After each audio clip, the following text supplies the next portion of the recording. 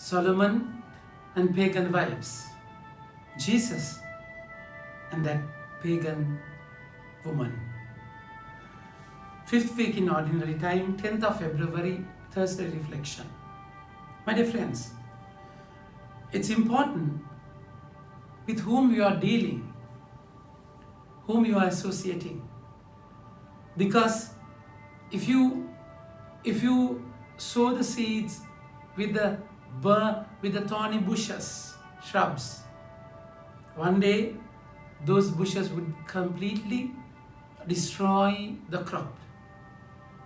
So it's important that you are mindful of your environment, all the thorny bushes that you have. Because Solomon, though he was the most wise person, he did something very foolish in his life. That he entertained pagan women in his town, in David's town.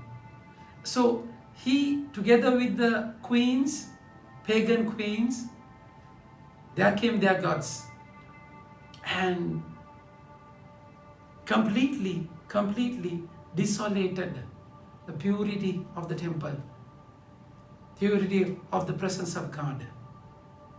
And it happened gradually. So if you entertain sin, if you toy with sin, one day completely you will be destroyed. Remember, the word says, when Solomon was old, his wives turned away his heart after other gods, and his heart was not worldly, wholly true to the Lord his God. Was the heart of David as was the heart of David his father. For Solomon went after Ashtoreths, the gods of Sidonians, and all the other gods, my dear friends. So Solomon did what was evil in the sight of the Lord, and did not wholly follow the Lord, as David his father had done. And Solomon built a high place for Chemosh, the abomination of Moab, for Moloch, the abomination of Amorites, on the mountain east of Jerusalem. See how his heart was divided. This can happen. It happened in his old age. If you entertain sin, one day you cannot serve both the masters, God and Mammon, isn't it? One day you will despise one and love the other. So exactly, if you entertain sin, you will one day be enslaved to that particular sin. Because God will not persuade his way, bulldoze his way. No, he will wait in his place. With your consent, with your free will, if you answer, he will respond. So this is what exactly happened. My dear friends, today we find in the gospel, Jesus wanted to be alone. And always Jesus made sure that he will find that time for the Father amidst all the work. That's why he never wanted. Jesus arose and went away to the reign of Tyre and Sidon. The very exact reason why he went to Tyre and Sidon, they are pagan lands. So he will have some rest from the popular disturbances. Because a lot of people do come to him.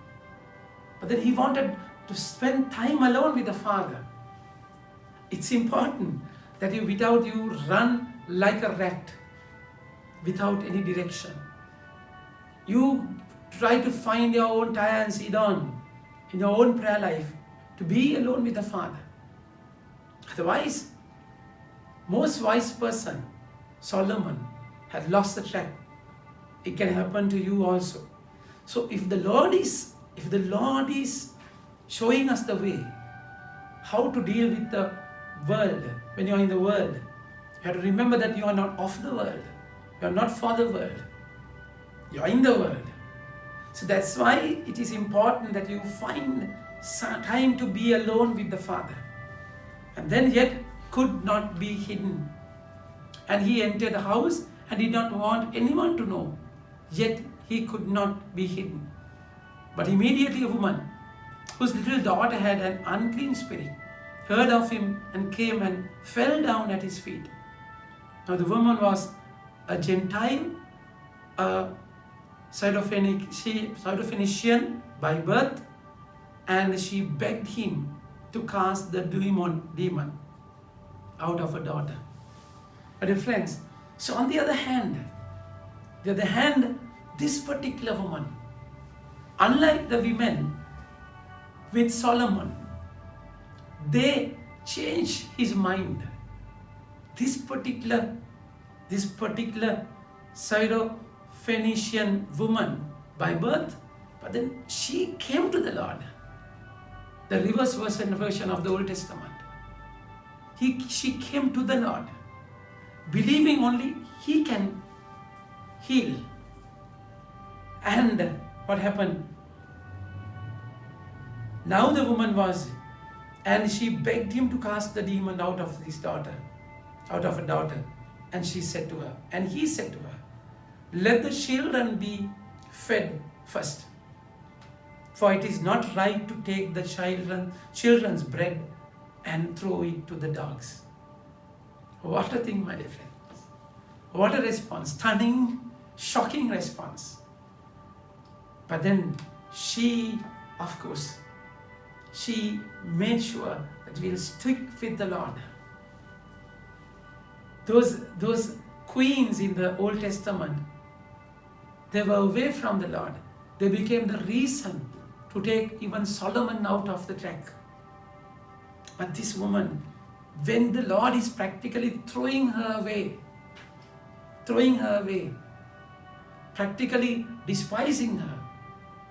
I mean, literally, he looked down upon this person, cornered this person by telling dogs and children. Of course, in that time, normally pagans were considered as dogs. They were used in the very term, the pets, dogs who were pets were addressed. The same word is used here. Yet, there is a clear demarcation between the dog and the child of God, chosen people and Gentiles. So this was the common understanding. This was the way even a Jew addressed a pagan. They never mingled with them. The gap was so fast, too far. And then what happened? But then she answered, yes, Lord.